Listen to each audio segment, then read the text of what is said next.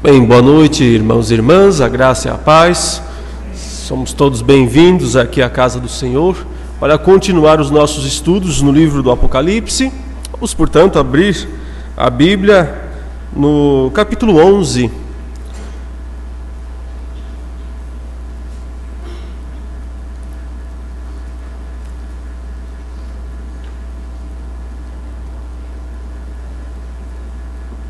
Apocalipse capítulo 11, versículo 15 em diante. Nós vamos começar a nossa meditação no ponto em que paramos ontem, que é a exposição da sétima trombeta. A sétima trombeta fecha mais uma das sessões paralelas, os ciclos de repetição dessa história que o apóstolo João está contando repetidamente. Observe a descrição como, de uma forma bastante resumida, a sétima trombeta descreve o fim dos tempos, o fim do mundo, o juízo final.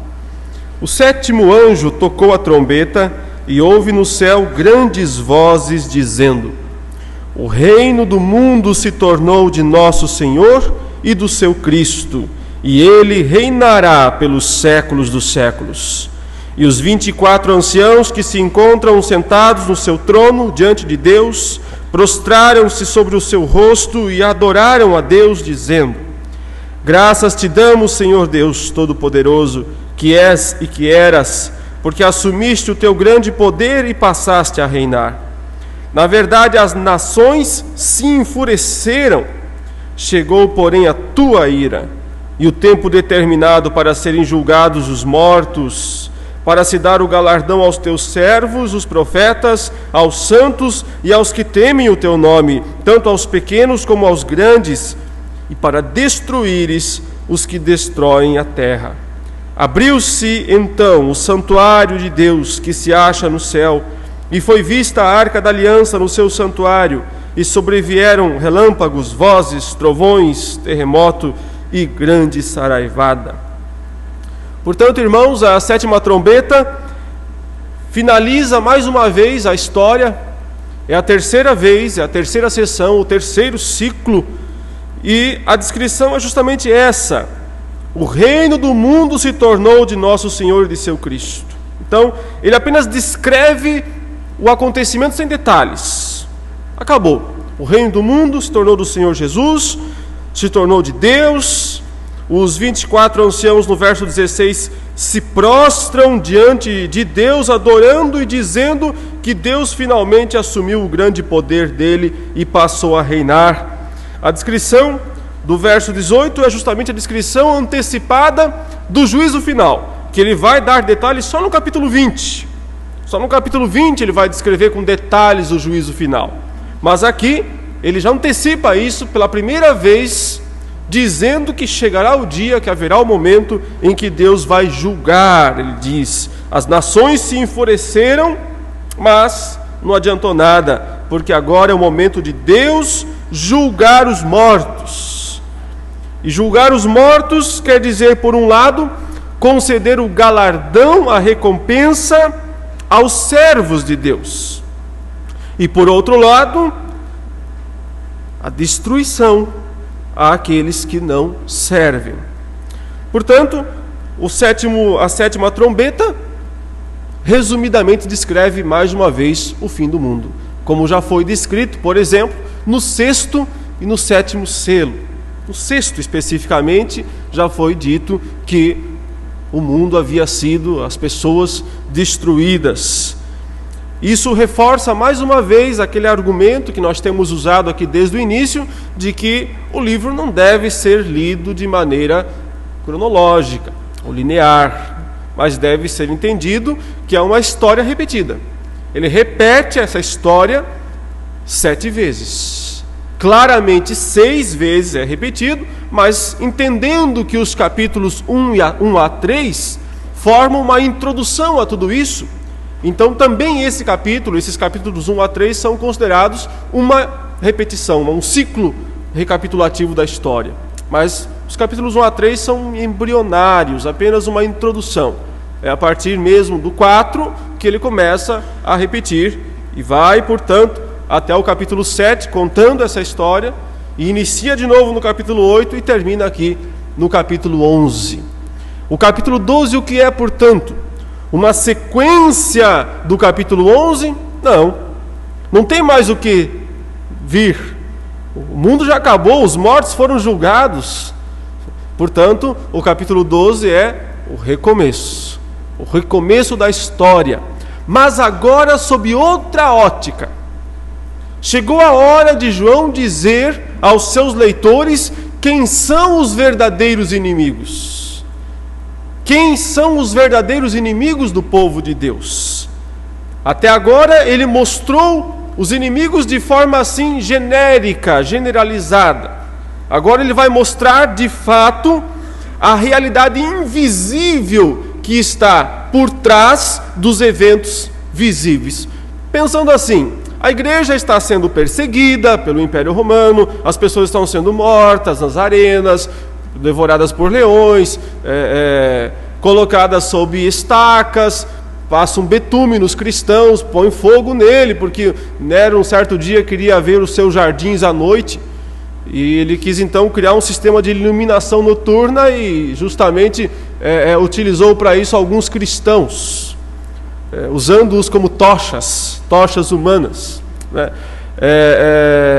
Muitos cristãos sofreram mortes horríveis no primeiro século, e muitos que não foram mortos foram vendidos como escravos, por exemplo. Eram despojados ou espoliados, perdiam todos os seus bens, especialmente aqueles que tinham bens, e então suas famílias eram vendidas como escravas. Naquela época, a escravidão não era uma questão de raça, a escravidão era um fator econômico.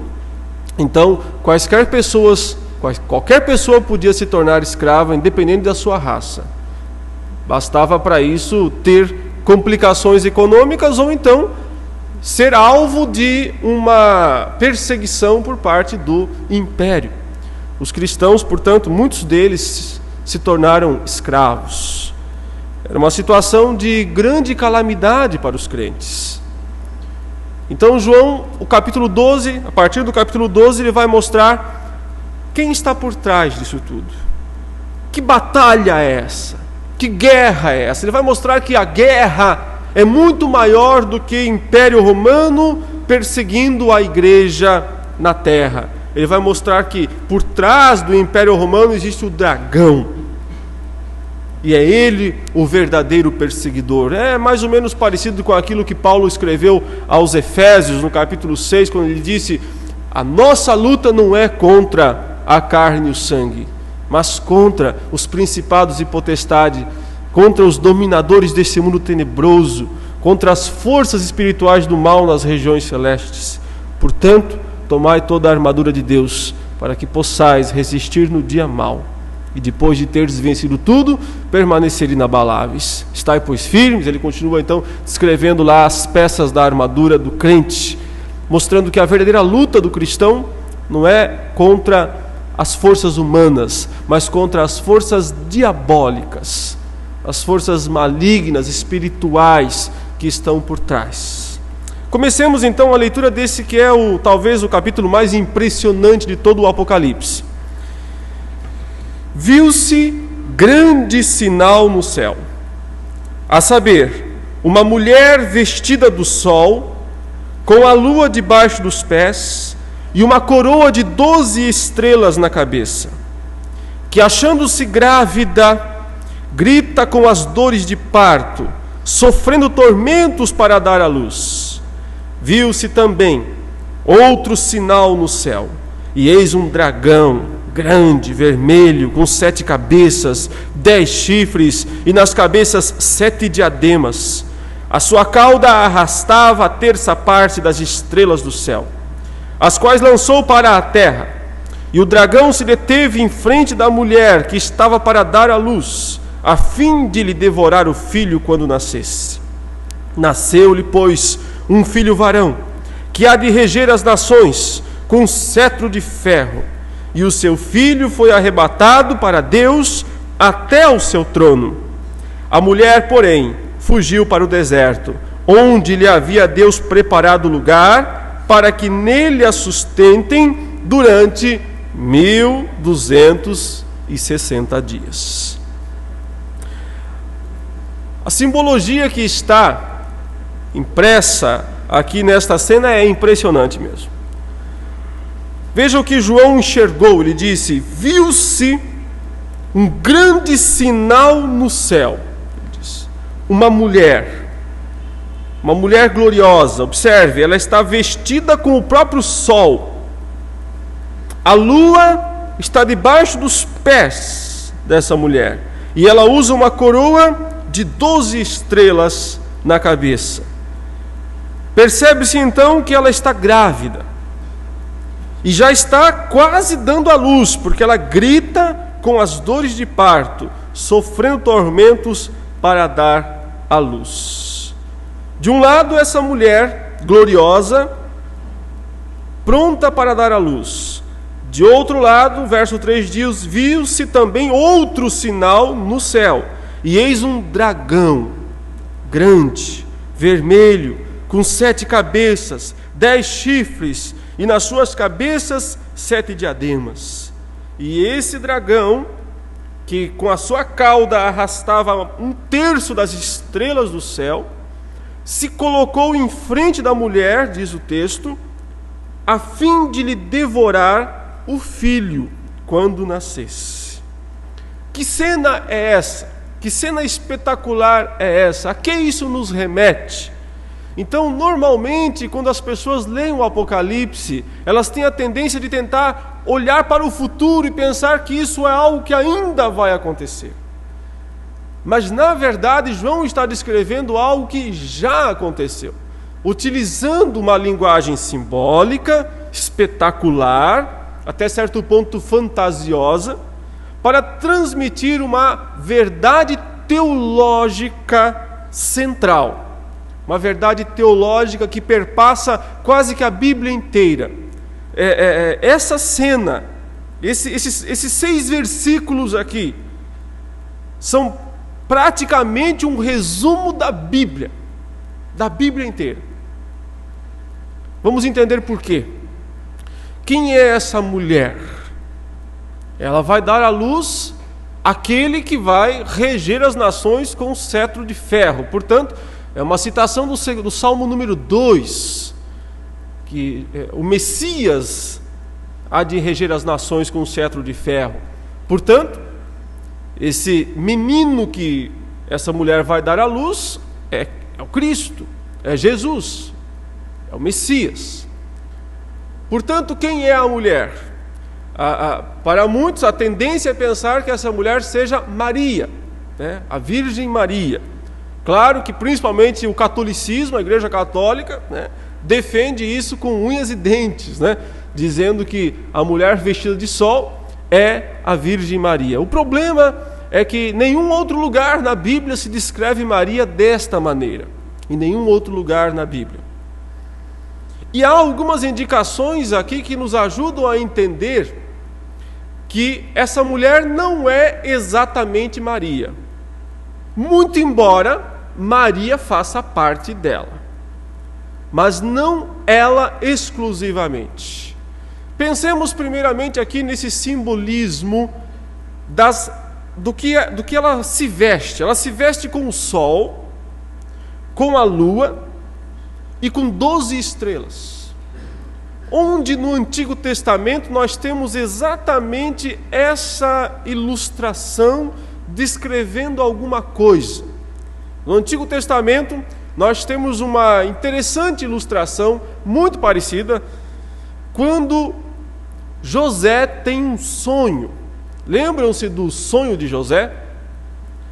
O que José viu naquele sonho, que quando ele relatou para os irmãos se enfureceram com ele, ficaram bravos com ele. E o próprio pai, o Jacó, também ficou bravo com ele. O que foi que José viu no sonho? Ele disse: eu tive um sonho e eu vi o sol, a lua e 11 estrelas se prostrando diante de mim. Quem era o sol, a lua e no caso lá, as 11 estrelas? As 11 estrelas eram seus irmãos, os 12 filhos de Jacó. Ele era um dos 12. O sol e a lua seria o pai e a mãe. Portanto, o que representa no Antigo Testamento o sol, a lua e as 12 estrelas? Representa o povo de Israel, a nação de Israel, nos seus patriarcas, Jacó, a esposa e as 12 tribos, os 12 filhos que formam as 12 tribos de Israel. Quem é essa mulher? Essa mulher não é Maria em si mesma. Essa mulher é a nação de Israel, o povo escolhido por Deus no Antigo Testamento, do qual Maria faz parte, por ser ela justamente a ponta final, não é, desta longa genealogia que vem desde Jacó, mas que vem antes mesmo disso, desde Abraão, e antes mesmo disso, desde a própria Eva.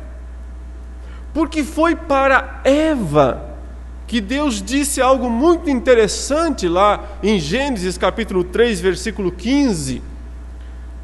O que foi que Deus disse para Eva? Sabe, indiretamente, falando com a serpente. Ele disse assim: porém inimizade entre ti, serpente, e a mulher, entre o teu descendente e o descendente dela, entre a sua semente, a palavra na língua hebraica é a semente, sua semente, serpente, e a semente da mulher. A semente da mulher, o descendente da mulher, vai esmagar a sua cabeça. E você, serpente, vai morder o calcanhar dele. É isso que está retratado aqui. O que é essa espera do dragão? Por que o dragão se coloca na frente da mulher, esperando o momento que o filho nasça para devorar? Esse dragão que é chamado logo adiante de a antiga serpente, que se chama Diabo e Satanás. O próprio texto, logo na sequência, descreve com essa expressão essa serpente, lá no versículo 9, olha: e foi expulso o grande dragão, a antiga serpente. Por que João fala aqui da antiga serpente? Porque ele está pensando em Gênesis 3. Ele está pensando na promessa que Deus fez, de que um dia o descendente da mulher esmagaria a cabeça da serpente. Então, o que é essa mulher gloriosa, vestida de sol, com a lua, as 12 estrelas, e está grávida? É toda a genealogia de Cristo, é todo o povo de Deus, desde Eva até Maria, que está, por assim dizer, grávido, né? O povo está grávido, porque a função dessa descendência toda é trazer o Messias, é gerar o Messias, é um dia dar a luz ao Messias. O dragão está parado na frente da mulher, porque ele sabe que quando esse Messias vier, ele vai esmagar a sua cabeça. Então, é uma espera angustiante do dragão. Desde o dia em que Deus disse, lembra? Ele falou essas palavras para ele, lá em Gênesis 3, 14 e 15. E vai esmagar a tua cabeça. Deus disse para ele. Então o dragão sabe, desde Gênesis 3,15, que um descendente virá. E esse descendente um dia vai matá-lo.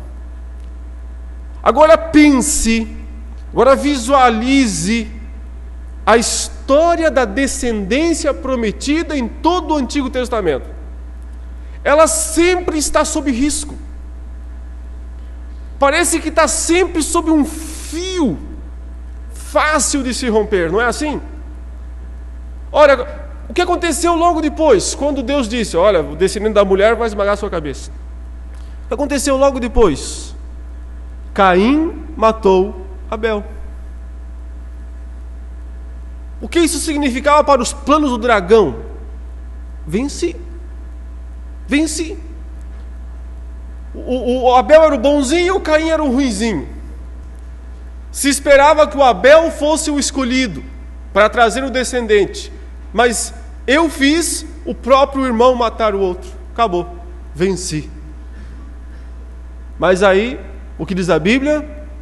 Deus concedeu a Eva e Adão outro filho, chamado Sete. E aí as duas descendências, a descendência de Caim e a descendência de Sete, seguem paralelas no Antigo Testamento. É só você ler os capítulos 4 e 5 de Gênesis. Está lá a descendência de Caim, cada vez afundando mais na lama, e a descendência de Sete, buscando ao Senhor. Chega um momento em que as duas descendências estão muito distanciadas pelas atitudes dos seus principais cabeças. Pense, o sétimo depois de Adão, pela descendência de Sete, quem é? Enoque. Que andou com Deus e já não era, porque Deus o levou para si.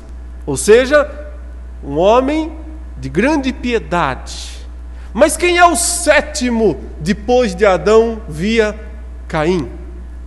Lameque. Aquele que tomou duas mulheres, fez um monte de bobagens. Quer dizer, aí estão as duas descendências correndo juntas. Mas então, lá em Gênesis 6, acontece o quê? Acontece a fusão das descendências, que gera, por sua vez, o dilúvio. E mais uma vez o dragão diz: venci, devorei o descendente, levei o próprio Deus a ter que destruir o mundo.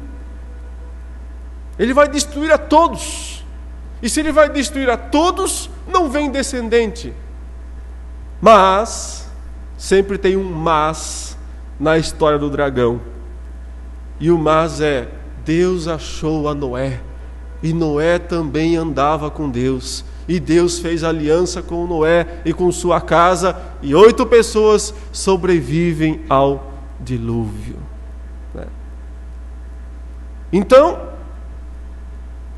o dragão não vai desistir, ele está lá esperando. A sua atitude, a sua vida, a sua razão de ser é essa: destruir o descendente. E ele vai fazer isso inúmeras vezes. Eu passaria a noite toda aqui relatando as vezes no Antigo Testamento em que a linha genealógica de Jesus esteve sob risco, sob grave perigo. Logo depois você vai ter o que? A Torre de Babel. A Torre de Babel como um momento novamente em que a descendência de Cristo está em risco. Mas Deus vai lá e separa um homem chamado Abraão e diz: sai da tua terra, sai da tua parentela e vai para a terra que te mostrarei. É de você que vem a descendência. Então o próprio Abraão, olha só, sua esposa é o quê? Estéril. Quantas mulheres na descendência de Cristo foram estéreis? Ou seja, você não vê a dificuldade que parece ser a vinda desse Messias, a vinda dessa descendência prometida? Essa é a espera do dragão. É o dragão na frente da mulher, esperando, tentando devorar o filho. Só para encurtar uma história longuíssima, não é? Tem um momento na história, depois que Deus havia definido então que a família da qual viria o descendente seria de Davi, e anos depois de Davi já ter sido morto, uma certa mulher chamada Atalia, ela usurpou o trono, ela se tornou uma usurpadora do trono de Israel, e ela mandou matar o quê? Todos os filhos de Davi, todos os descendentes de Davi, mandou exterminar a todos. O dragão dizendo: já que é por aqui que vem o descendente, vou acabar com todos eles. Mas o sumo sacerdote esconde um no templo. Um foi escondido. E a descendência continua. Então, parece que está sempre por um triz. Parece que está sempre por um pequeno fiozinho o plano de Deus.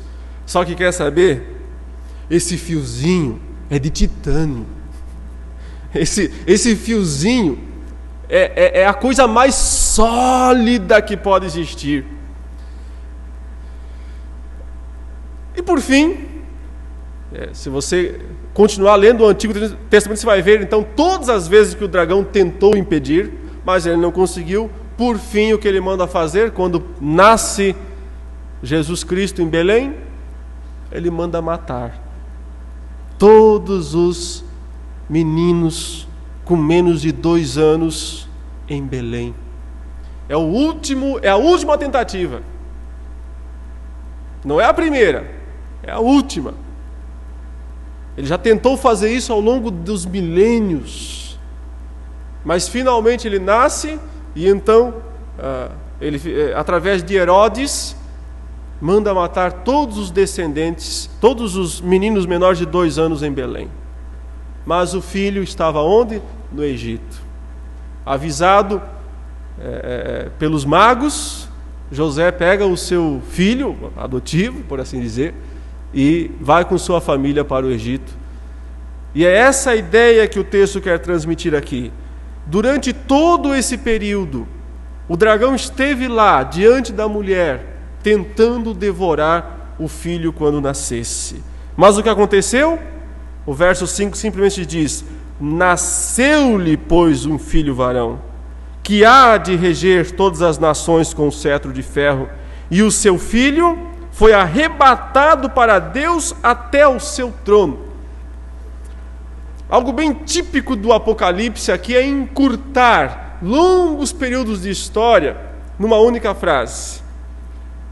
João aqui diz o seguinte: nasceu e voltou. Ele não narra o restante da vida de Jesus. Ele não fala da sua morte, da sua ressurreição, porque ele fala em outros lugares. Basicamente ele diz: nasceu-lhe o filho varão, e o filho foi arrebatado até o trono de Deus. Então ele descreve o nascimento e a ascensão de Cristo numa só frase, mostrando que tudo aquilo que o dragão queria fazer, ele fracassou. Ele fracassou nesse ato. Agora, você sabe qual é a maior das ironias? A maior das ironias divinas é que o dragão, a antiga serpente, foi o instrumento da sua própria morte. Ele foi o instrumento que Deus utilizou para destruir a ele próprio. Veja, para nós hoje é fácil ver isso, porque nós temos a Bíblia completa, revelada, certo? Mas para o dragão não foi fácil. Ele sabia o seguinte: vem um descendente por aí, e esse descendente vai esmagar a minha cabeça. Aquilo martelando na cabeça dele. Espera aí, um dia isso vai acontecer. Então ele tenta, de todos os modos, impedir a vinda desse descendente. Não conseguiu impedir. Tenta então destruir esse descendente, mandando matar todos os meninos em Belém. Também não conseguiu. Então ele vai tentar desencaminhar esse descendente. Fazendo o quê? Tentando. Mateus 4. És tu, filho de Deus? Manda as pedras virarem pães. És tu, filho de Deus? Joga-te lá abaixo, ou te darei todos os reinos do mundo se prostrado me adorares. Ele vai tentar desencaminhar. Não consegue. Fracassa. Então só lhe resta matá-lo. Só lhe resta matá-lo. E ele vai movimentar o poder humano, o Império Romano, os religiosos, para matar a Jesus. A Bíblia diz que na noite em que Jesus Cristo foi traído, Judas, que o traiu, foi possuído por Satanás. A Bíblia diz que Satanás entrou em Judas Iscariotes. E então Judas foi lá e vendeu a Jesus pelas famosas 30 moedas de prata. Observe então, quem foi o instrumento para que Jesus fosse preso, condenado e morto? Judas. Mas quem utilizou Judas para fazer isso? Satanás. É nisso que reside a maior ironia da história. Porque ele não sabia que ao fazer isso, que ao levar Jesus à cruz, ele estava selando a sua própria destruição. E isso já estava profetizado desde Gênesis 3,15. Porque o que se descreve em Gênesis 3,15 são duas mortes simultâneas. Tu lhe ferirás o calcanhar, ele te esmagará a cabeça. São duas mortes simultâneas, porque quando uma serpente ultravenenosa pica um homem no calcanhar, isso é um ferimento mortal. Não é um ferimento... A serpente não precisa picar no coração para matar alguém. A picada no calcanhar é um ferimento mortal. Mas quando a serpente pica o descendente no calcanhar, o próprio peso do descendente esmaga a sua cabeça. Acontece ao mesmo tempo. Ambos morrem. Um famoso escritor puritano do século XVI, ele escreveu um livreto chamado A Morte da Morte na Morte de Cristo. Como que a morte morreu na morte de Cristo? Nós podíamos escrever também dizendo assim: a morte de Satanás ao matar a Cristo, ele se matou. Quando ele levou Cristo à cruz para ser crucificado, através de Judas, a quem ele possuiu para fazer isso, ele pensava que estava vencendo. Ele pensava que estava dizendo de uma vez por todas: Deus perdeu tempo, perdeu seu tempo. Aqui está a nossa resposta, aqui está a resposta da humanidade ao envio do seu Filho. Nós o devolvemos morto. O que ele não sabia é que a morte de Cristo fazia parte justamente do plano, do projeto de Deus para esmagar a cabeça dele. Então, na cruz de Cristo, ambos morreram. Cristo e Satanás. Ambos foram mortalmente feridos na cruz de Cristo. Ambos foram mortalmente feridos. Sabe qual é a diferença? 3 dias depois, só um ressuscita. O outro continua mortalmente ferido. O que significa dizer que Satanás foi mortalmente ferido na cruz de Cristo? Significa dizer que Cristo triunfou sobre ele, de tal maneira que quebrou todos os seus direitos. Durante todo o Antigo Testamento, a principal arma de Satanás, sabe o que era? A lei. Por incrível que pareça, a grande arma de Satanás durante todo o Antigo Testamento é a própria lei de Deus. Qual era o cargo que Satanás tinha no céu? Acusador. Basicamente o que ele fazia? Ele dizia o seguinte: Deus, o Senhor, não pode salvar ninguém. Os homens são pecadores e eles têm que pagar por isso. A tua lei exige isso. Manda-os todos para o inferno. Porém, Deus, através da aliança dele, ele foi separando um povo, o povo de Israel. E esse povo foi sendo salvo por Deus. Note, as nações não havia legitimidade para salvá-las. Por isso que não havia missionários no Antigo Testamento. Só havia legitimidade, e uma legitimidade questionada. para salvar o povo de Israel. Mas por que uma legitimidade questionada? Porque o grande argumento de Satanás era mais ou menos o seguinte: o Senhor não pode salvar nem os israelitas, eles são pecadores. Aí Deus, o argumento era: bom, eu os salvo através do sistema sacrificial. Cordeiros são sacrificados, são mortos, o sangue sem o qual não há expiação, são derramados, o sangue é derramado para perdoar os pecados. Então o argumento do diabo era: mas são sangue de animais. Sangue de animais não tem o mesmo valor. Não há legitimidade para salvá-los. É isso que o autor aos Hebreus fala, que o sangue dos bodes, dos touros, não podia de fato purificar os homens dos seus pecados. O que podia? O precioso sangue de Cristo, do Cordeiro sem mácula e sem defeito. E quem é que foi o instrumento para levar esse Cordeiro a ser sacrificado? O grande inimigo, o próprio acusador, aquele que argumentava que não havia legitimidade para salvar ninguém. Aí está a grande ironia de Deus e o modo como não tem como comparar Deus com o dragão. A infinidade, a infinitude da soberania de Deus, da sabedoria de Deus, em relação ao dragão é incomparável.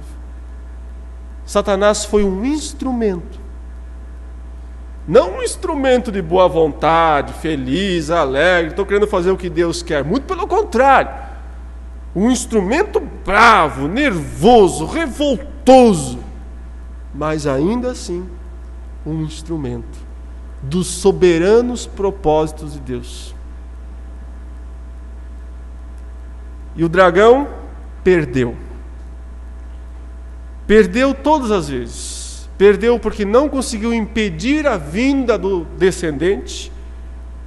Perdeu porque não conseguiu, então, lá no início, matá-lo com 2 anos. E perdeu porque quando finalmente conseguiu matá-lo, na verdade matou-se a si mesmo. Porque é isso que diz, por exemplo, Hebreus 2,14, que Jesus Cristo, pelo seu sangue, pela sua morte, destruiu aquele que detinha o poder da morte, a saber, Satanás. Na cruz de Cristo aconteceu a grande derrota do dragão. Derrota essa que agora vai ser descrita aqui com outras tonalidades, com outros elementos, mas é a mesma derrota. Enquanto a mulher foge para o deserto, onde Deus vai preparar lugar para ela por 1260 dias, ou seja, durante toda a dispensação cristã, ele mantém agora o Israel fiel. Pense, por exemplo, em Paulo, que diz que é um israelita, e principalmente vão aparecer depois os descendentes desta mulher, que são os cristãos. Daqui a pouco eles vão entrar em cena. Mas antes deles entrarem em cena, olha a descrição dessa batalha aqui no versículo 7. Houve peleja no céu. Miguel e os seus anjos pelejaram contra o dragão. Também pelejaram o dragão e seus anjos. Todavia não prevaleceram, nem mais se achou no céu o lugar deles. E foi expulso o grande dragão, a antiga serpente, que se chama Diabo e Satanás, o sedutor de todo o mundo. Sim, foi atirado para a terra, e com ele os seus anjos. Então ouvi grande voz do céu proclamando: agora veio a salvação, o poder, o reino do nosso Deus e a autoridade do seu Cristo, pois foi expulso o acusador de nossos irmãos, o mesmo que os acusa de dia e de noite, diante do nosso Deus. Eles, pois, o venceram por causa do sangue do Cordeiro e por causa da palavra do testemunho que deram, e mesmo em face da morte não amaram a própria vida. Por isso, festejai, ó céus, e vós os que nele habitais. Ai da terra e do mar, pois o diabo desceu até vós, cheio de grande cólera, sabendo que pouco tempo lhe resta. Que batalha é essa? Quando aconteceu essa batalha? Então, meus irmãos, essa batalha, mais uma vez, não é literal. Não precisamos imaginar que tenha acontecido uma batalha literal entre anjos lá no céu. O que importa aqui é entender o significado desta expulsão do dragão. Entenda, ele esperou diante da mulher para devorar o filho quando nascesse. Mas ele não conseguiu. O filho nasceu, o derrotou através do seu sangue, do seu sacrifício na cruz, ressuscitou 3 dias depois, sem nenhuma marca, no sentido de estar invicto, é vitorioso, e subiu aos céus. Foi arrebatado até o trono de Deus.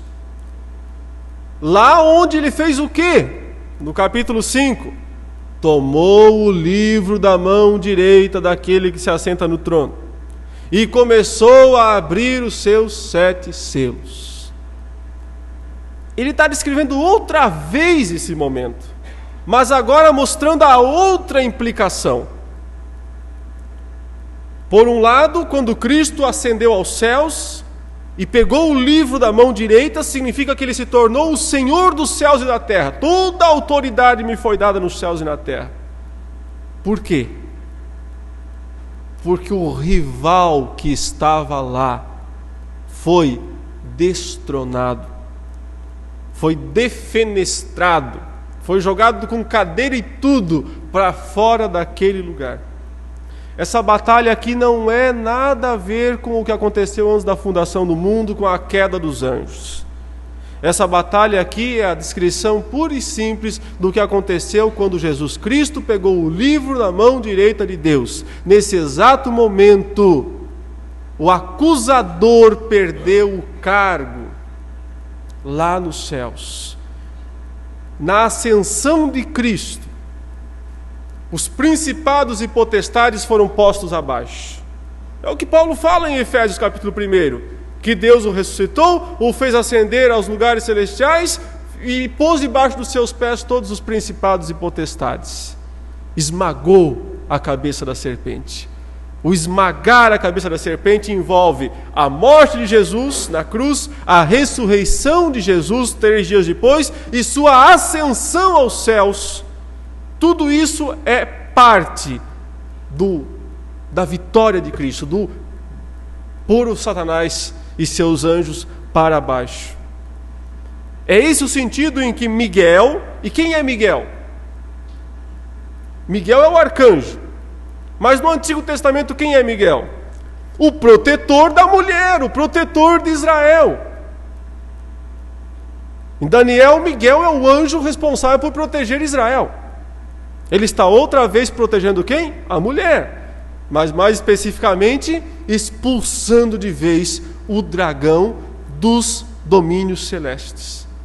Eu sei que você vai perguntar assim, mas então quer dizer que o diabo estava no céu até a ressurreição de Cristo?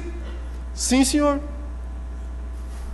Estava no céu até o momento da ascensão de Cristo. Porque no inferno ele nunca esteve, já falei isso ontem aqui. Ele nunca esteve no inferno. Ele estava no céu, até a ressurreição de Cristo. Que é uma prova bíblica bem simples. Jó. Num dia em que os filhos de Deus vieram se apresentar perante o Senhor, estava entre eles Satanás. Onde? No céu, sim, senhor. Estava lá, conversando com Deus. Aliás, quem conversa é o próprio Deus, que fala assim: onde você estava, Satanás? E ele diz o quê? Dando um passeio lá na terra. Ele tinha, portanto, acesso ao céu e à terra. Ele podia passear pela terra e ele podia se aproximar de Deus no céu. Ele ainda não havia sido expulso do céu. Ao ponto que o Deus diz para ele: você estava passeando na terra, viste o meu servo Jó, que não há ninguém fiel e temente a Deus como ele? E o que ele diz? O que lhe é próprio. O que ele é? O acusador dos nossos irmãos. O que ele diz? Essa fidelidade de Jó aí é só de aparência. Rico, saudável, com uma família maravilhosa, até eu ele não disse. Tendo tudo isso que ele tem, qualquer um é fiel. Mas deixa eu tocar e tirar. E note que Deus diz: pode fazer. Quem manda não é Satanás. Quem manda é Deus. Ele é o acusador. O que Deus diz? Pode tocar. Tire, menos não toque nele. Então Satanás arrebata todos os bens e os filhos. Mas Jó diz: nu vim, nu voltarei. Bendito seja o nome do Senhor. Mas Satanás não está satisfeito. Ele volta a se apresentar perante o Senhor. E Deus diz: e aí, meu camarada, você viu que você perdeu? Que não adiantou nada você incitar contra Jó? Ele continua fiel? Ele diz: é porque o Senhor não deixou eu tocar nele. Os bens não são ele, os filhos ele sofreu, mas não são ele. Deixa eu tocar nele, deixa eu pôr umas doencinhas na vida dele, que o Senhor vai ver o que acontece. E o que Deus diz? Vamos até o fim nisso. Pode fazer, mas não pode matá-lo. Então ele vai lá e Satanás enche Jó de chagas terríveis, terríveis. A própria mulher de Jó fala: amaldiçoa a Deus e morre de uma vez. Vêm seus 3 amigos e vão para consolá-lo e dizem o quê? Cara, você é muito pecador, né? Os famosos amigos de Jó, né? Tem um monte de amigo de Jó por aí. Eles vão consolar, mas iam muito bem enquanto ficaram quietos. Quando abriram a boca. Então você percebe qual é o papel de Satanás durante todo o Antigo Testamento? Ele é uma espécie de promotor público celeste. Ele é uma espécie de ministério público celeste. Ele está lá como o acusador, o chefe dos acusadores. E só pode sair de lá quando perder esse direito. E quando é que ele perde esse direito?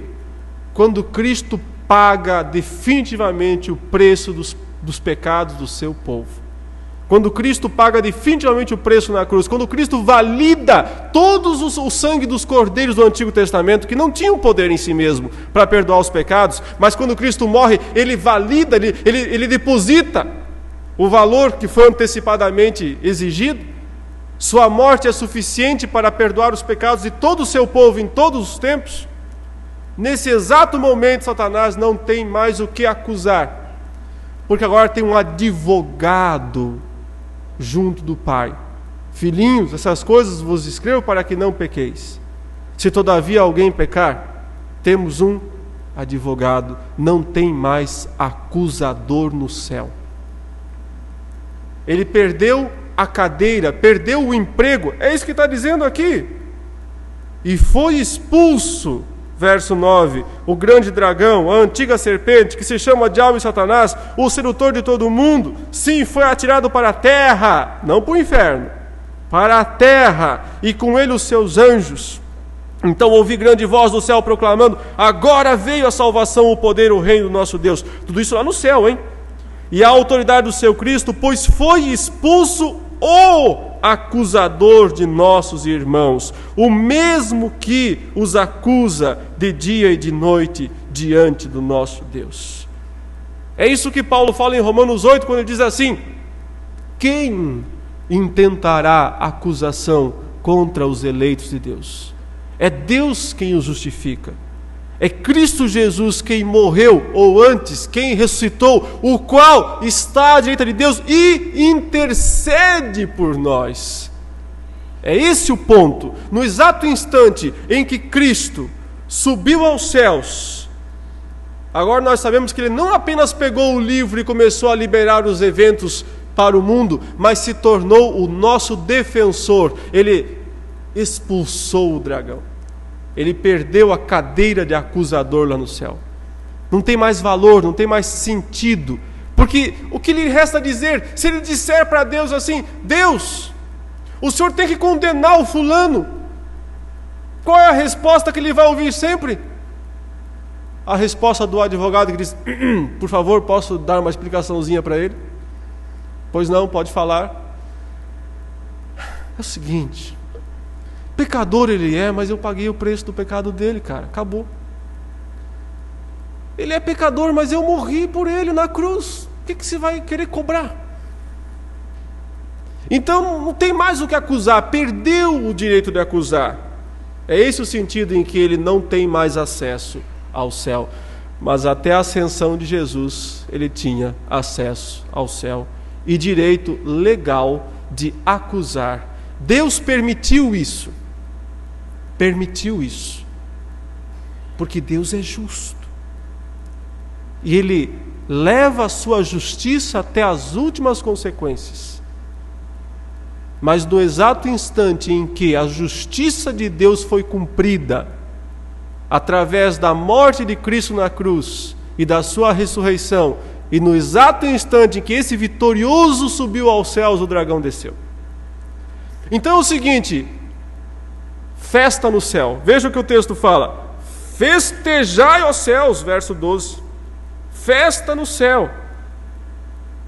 Mas ai da terra e do mar, pois o diabo desceu até vós, cheio de cólera, sabendo que pouco tempo lhe resta.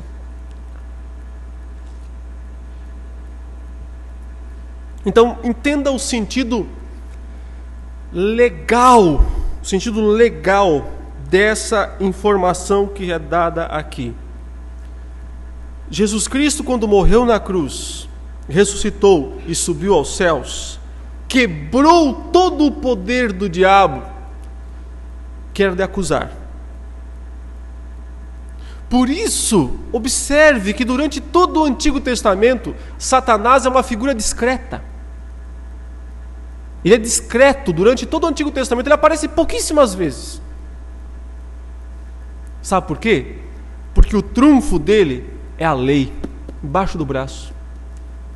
Ele só tem um argumento, ele só tem que fazer isso, ele só tem que abrir a lei e dizer: Deus, condene-os porque o Senhor é justo, eles são pecadores, blá blá blá blá blá blá. Esse é seu trunfo. Ele não tem que atacar diretamente os homens, porque ele tem um poderoso trunfo na mão. Esse poderoso trunfo é o poder da morte, de Hebreus 2,14. O poder da morte não é de matar, porque ele não pôde matar nem Jó sem a autorização de Deus. Não é matar fisicamente, é o poder de exigir a morte. É o poder de acusador, de dizer: o Senhor tem que matar, o Senhor tem que lançar essas pessoas no inferno. Esse é o poder da morte, o poder de exigir a morte, é o poder de acusar. Ele não precisa bater de frente com Deus em momento nenhum, ele não precisa ir lá e tentar perseguir as pessoas, porque ele tem um poderoso trunfo durante todo o Antigo Testamento, mas ele perdeu esse trunfo, e por culpa dele mesmo, porque ele levou Cristo na cruz para morrer, pensando que estava vencendo, e estava, na verdade, perdendo. Pensando que estava vencendo, saiu derrotado. Então, a cadeira dele lá em cima, perdeu, é expulso, vai para a terra. O que lhe resta? Cólera. Agora ele não tem mais o trunfo, ele não tem mais o poder da lei para acusar as pessoas, os crentes. Estamos falando dos crentes, porque o mundo já está condenado mesmo. Ele não tem mais esse poder de acusar. Lhe resta o que então? Atacar diretamente. É por isso que do Novo Testamento para frente, a ação de Satanás é muito mais direta na terra. Ou seja, ele não pode mais acusar você diante de Deus, mas pode acusar você diante de você mesmo. Já que ele não pode mais lá dizer, Senhor, condene a Maria porque ela é pecadora, ele vai para Maria dizer, ô Maria, você é uma pecadora. Você acha que Deus vai te aceitar? Você acha que Deus vai te dar a vida eterna? Você não tem jeito. São os famosos dardos inflamáveis do maligno, que só podem ser apagados pelo escudo da fé. Ele agora desceu até vós, o texto diz, cheio de grande cólera, sabendo que pouco tempo lhe resta.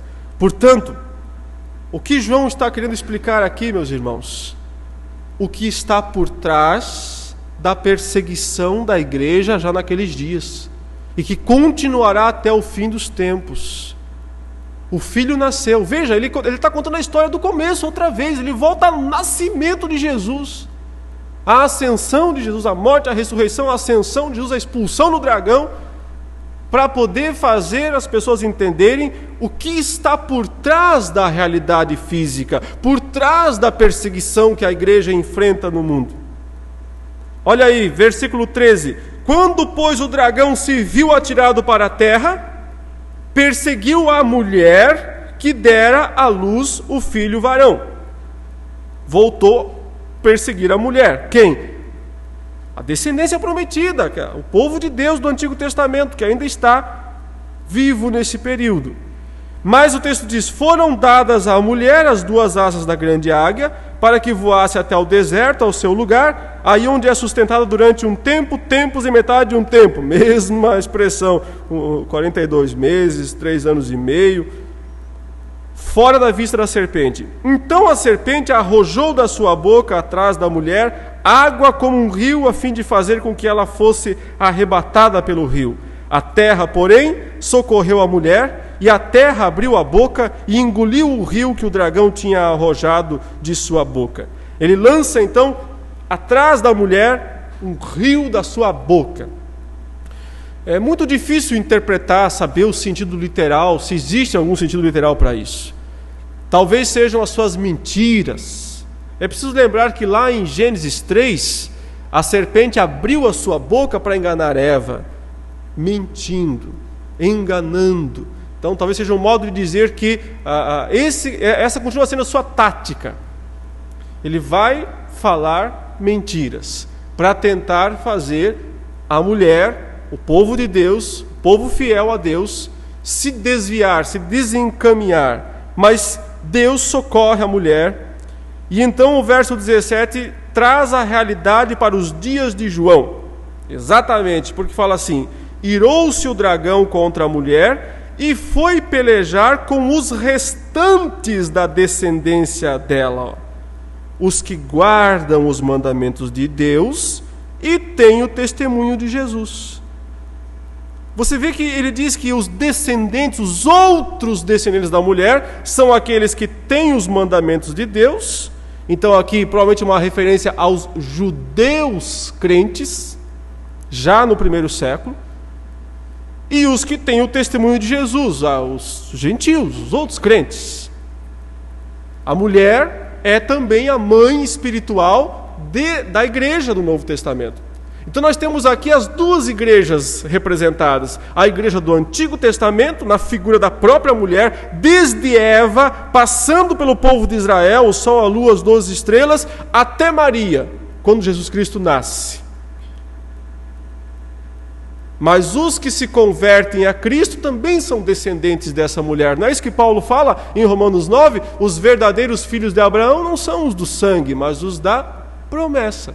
Nós também somos filhos da mulher. Nós também somos descendentes dessa mulher, porque somos filhos de Abraão. Somos filhos do povo de Deus, do povo prometido, desde todo o Antigo Testamento. Esse é o alvo do dragão. E para perseguir, então pense, nos dias de João, eles tinham judeus crentes, o próprio João é um judeu, judeus crentes, mas a maioria já são gentios. crentes.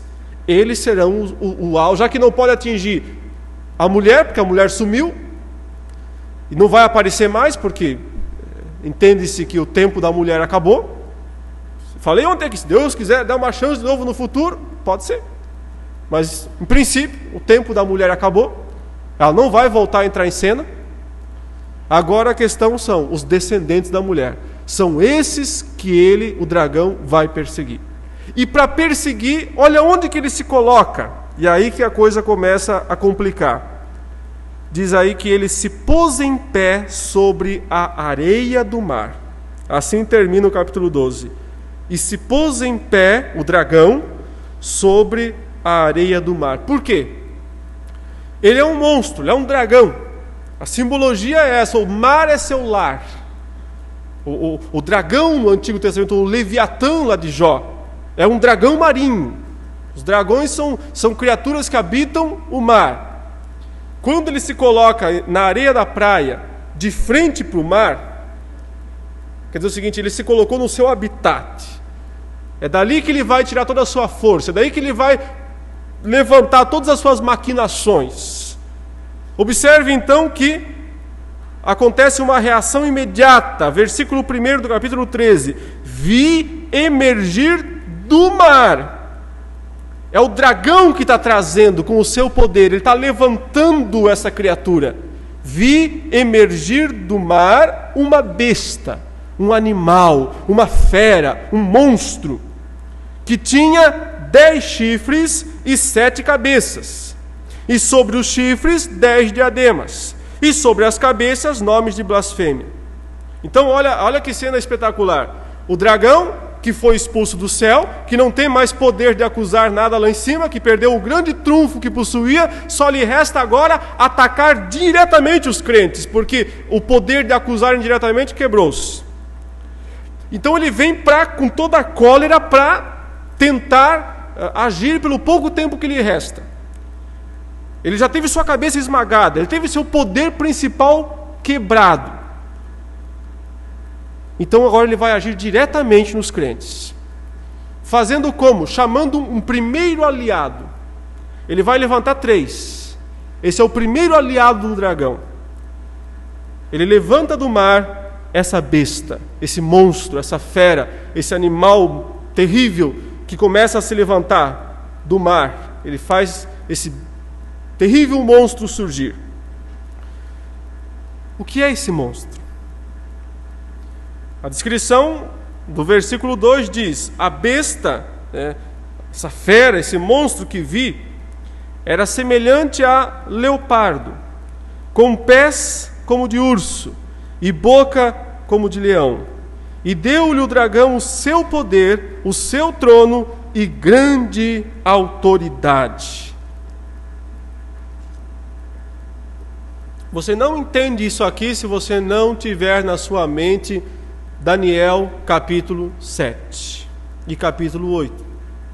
Assim como você não entende o texto do 12 se você não tiver na sua mente Gênesis 3. Porque João está pensando nesses textos e está criando a sua própria história. Vamos dizer assim, Deus está utilizando essas passagens antigas para trazer a João a revelação do momento. Então, Gênesis 3 é a base de Daniel 12, de Apocalipse 12.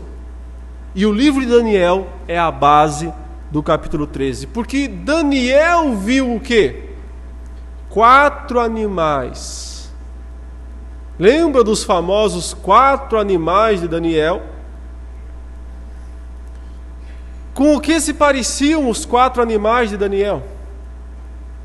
Um deles era um leopardo, o outro era um urso, o outro era um leão, e o quarto era ele um animal terrível e indescritível.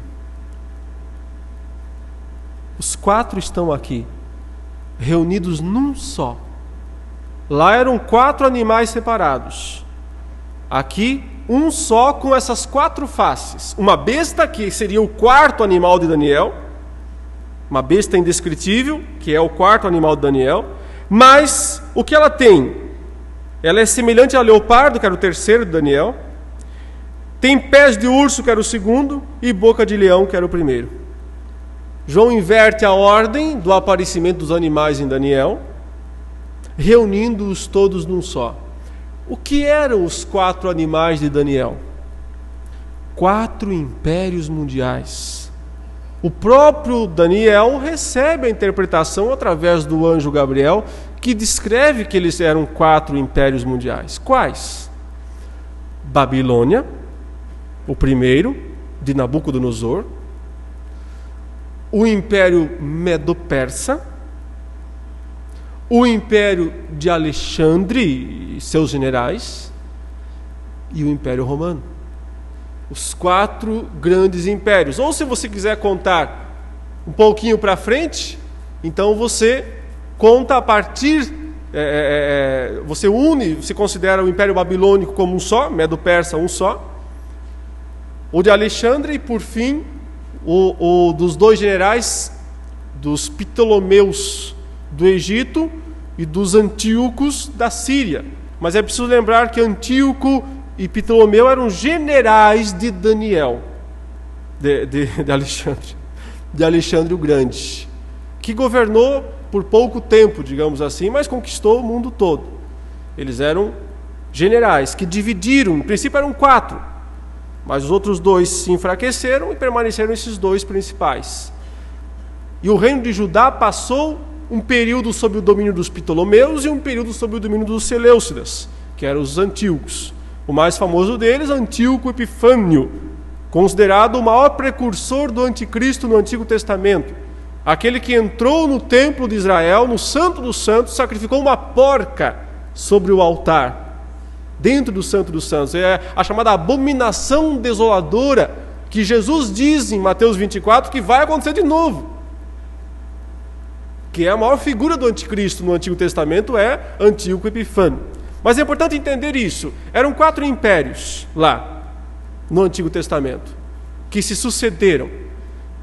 E aqui ele diz, todos se reúnem num só. Então quem é? Quem é essa besta que surgiu do mar? E o mar no Apocalipse significam as nações, os reinos, os povos, as multidões inconstantes. E por isso que diz que no novo céu, na nova terra, não tem mar. Não tem mar porque não há mais nada fora do controle, não há mais nada bagunçado. Para o israelita, para o hebreu, o mar é algo indomável, incontrolável. Eles nunca foram navegadores. Nunca foram. Os fenícios foram, eles nunca foram navegadores. Eles sempre achavam o mar algo muito ruim. Do mar surge o grande inimigo. Essa primeira besta é o Império Romano. É o Império Romano daqueles dias, que reúne em si o que foi Babilônia, o que foi o Império Medo-Persa, o que foi o Império de Alexandre, e que conquistou, por fim, os impérios dos 2 generais, os Seleucidas e os Ptolomeus. Ou seja, a Síria e o Egito. Ptolomeus no Egito e os Seleucidas na Síria, que foram conquistados por Roma. É o Império Romano. Mas não só o Império Romano. Note que ele reúne os 4 animais num só. Então o que é a besta? É todo o poder militar, político, econômico. É o sistema no qual nós estamos inseridos e não temos como sair dele. É os reinos desse mundo. Lembram que Satanás disse para Cristo: se prostrares e me adorares, eu te dou. E Cristo não disse para ele: não são teus, você não pode me dar, não. Ele não desmentiu.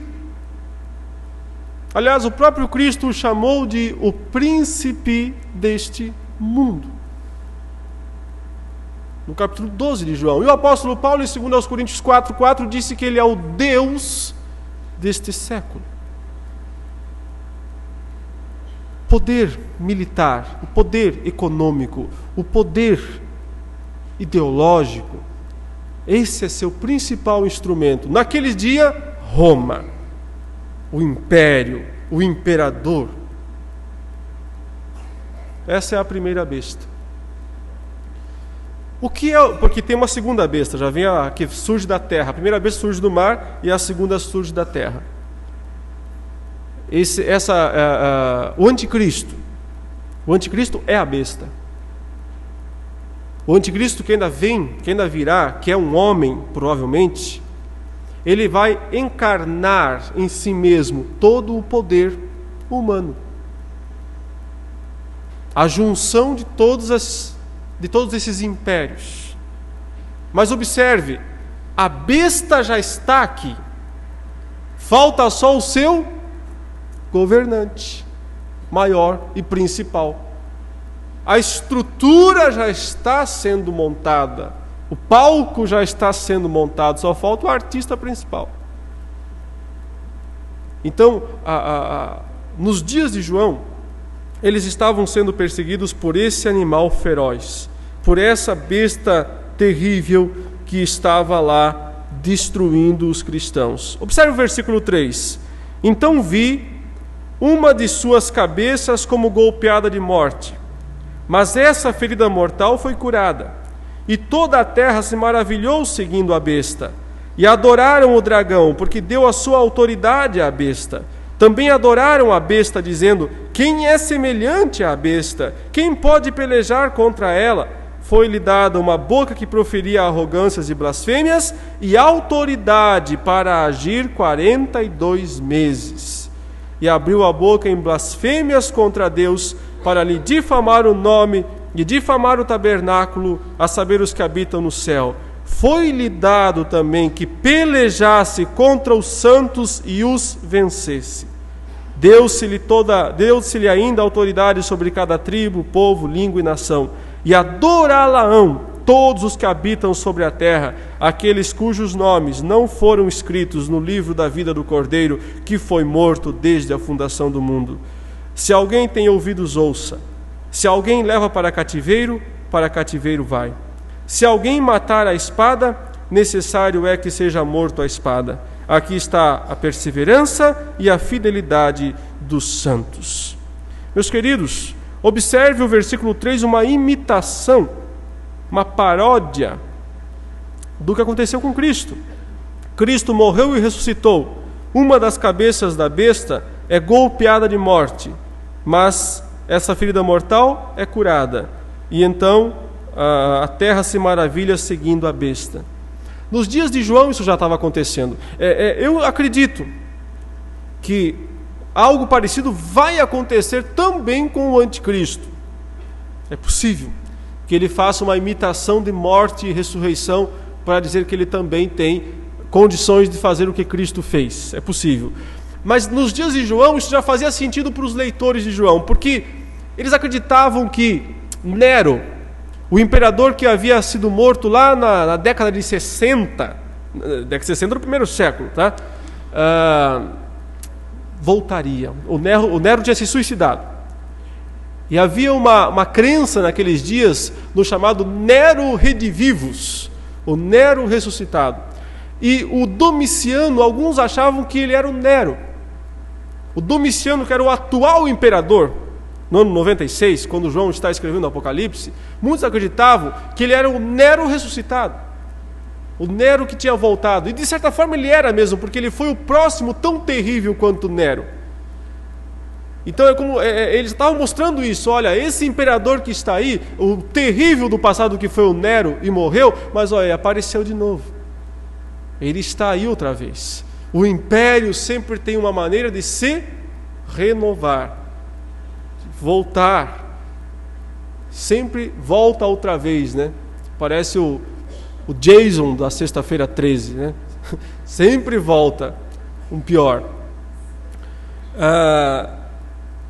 Então observe, como entender isso? Desde o primeiro século até um pouco antes da segunda vinda de Jesus, a besta está agindo no mundo. Mas o que falta mesmo? Aquela cabeça principal da besta, que é o anticristo. Nós cremos que ele não apareceu ainda, mas vai aparecer, e então terá aquela segunda parte da semana, mas abreviada para agir. Não os 42 meses longos. Os 42 meses longos são o período da besta. Mas os 42 meses curtos são o período da cabeça da besta, do anticristo, quando ele aparecer e então encarnar em si todo o poderio dos impérios mundiais e perseguir e vencer e matar os cristãos, como diz aqui, que foi-lhe dado, que pelejasse contra os santos e os vencesse. Veja, foi-lhe dado, ele não conquistou isso. Deus permitiu. Como permitiu que Satanás tentasse a Jó e fizesse tudo o que fez? Novamente, ele precisa da autorização de Deus para fazer isso. Os versículos 9 e 10, meus irmãos, são um alerta. Veja o que diz: se alguém tem ouvidos, ouça. Se alguém leva para cativeiro vai. Se alguém matar a espada, necessário é que seja morto a espada.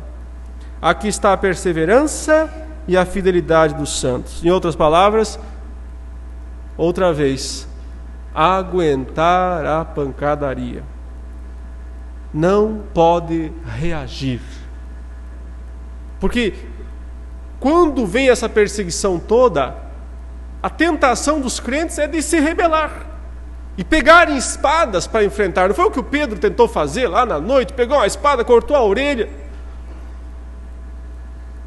Se alguém leva para cativeiro vai. Se alguém matar a espada, será morto a espada.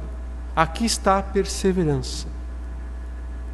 Aqui está a fidelidade dos santos. Só tem uma postura para os crentes quando isso estiver acontecendo. Significa aguentar. Aguentar a perseguição. Porque nos 42 meses daquela cabeça principal da besta que vai aparecer, as duas testemunhas serão mortas. E o corpo delas vai ficar estirrado no chão.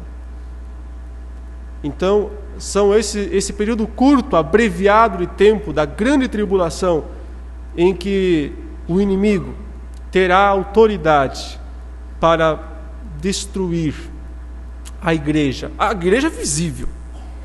A igreja invisível é indestrutível, mas terá autoridade para destruir a igreja visível, e não haverá outra opção para o povo de Deus a não ser aguentar e orar para que passe depressa, para que termine rapidamente.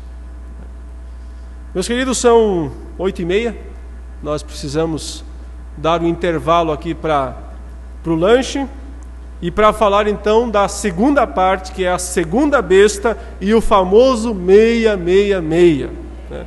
Entender aí o significado desse número. Queridos, deixa eu só dar um pequeno aviso aqui, rapidinho antes de vocês descerem. Ontem, então, acabou o livro em segundos aí, né? O pessoal realmente arrebatou, que bom. O nosso irmão Josimar vai para São Paulo na sexta-feira. E ele se comprometeu de trazer mais livros no sábado. Então, no domingo, nós teremos aqui mais livros. Então, se você quiser, vai ter oportunidade, que eu vou estar aqui no domingo ainda, né? O pastor aí me convidou para pregar no domingo de manhã e à noite. Então, se você quiser, você vai poder comprar ainda o livro no domingo. Mas, se possível, eu gostaria, se possível, se pudesse dar um nome para a nossa irmã lá embaixo, para a gente ter um controle, para saber quantos livros eu tenho que pedir que o irmão Josimar traga no domingo, para você poder levar. Ok? Obrigado e um bom intervalo.